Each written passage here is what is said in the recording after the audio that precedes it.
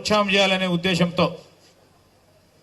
తప్పకుండా మేము ఉన్నామని ఒక మంచి ఆలోచనతో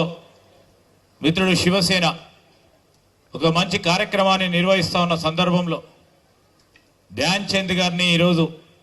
స్మరిస్తూ మరి ఈరోజు పోటీ కార్యక్రమాలు నిర్వహిస్తున్న ధర్మిల వారికి హృదయపూర్వకంగా అభినందనలు తెలియజేస్తా ఉన్నా. రెండు విషయాలు మీకు చెప్తాం. ఏ విధంగా క్రీడలను ప్రోత్సాహం చేస్తుంది,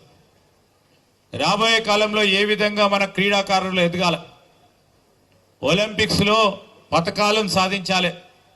ఏషియన్ గేమ్స్లో పతకాలను సాధించాలి, ఈరోజు జాతీయ స్థాయిలో తెలంగాణకు సంబంధించిన క్రీడాకారులు రాణించాలి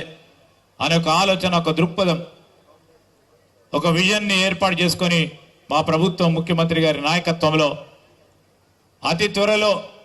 క్రీడా యూనివర్సిటీ, స్పోర్ట్స్ యూనివర్సిటీని ఏర్పాటు చేస్తామని ముఖ్యమంత్రి గారు వెల్లడించడం, క్రీడాకారులను ప్రోత్సాహం చేయాలి.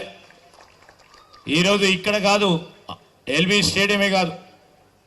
స్టేడియాలకు సంబంధించి ఈరోజు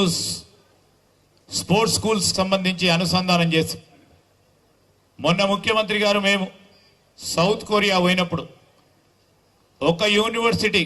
అక్కడ ఉన్న ఒక స్పోర్ట్స్ యూనివర్సిటీలో సౌత్ కొరియాకు 36 ఒలింపిక్ మెడల్స్ వస్తే దాంట్లో 18 మంది ఒక్క స్పోర్ట్స్ యూనివర్సిటీ సౌత్ కొరియాకు సంబంధించిన వారు ఒకటే యూనివర్సిటీ నుంచి పతకాలు పొందడం జరిగింది.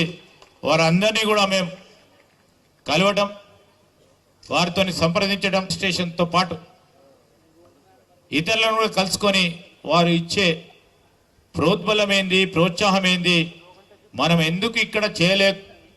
మనం కూడా తప్పకుండా చేసి తీరుతామనే ఒక లక్ష్యంతో స్పోర్ట్స్ యూనివర్సిటీని ఏర్పాటు చేస్తా ఉన్నాం.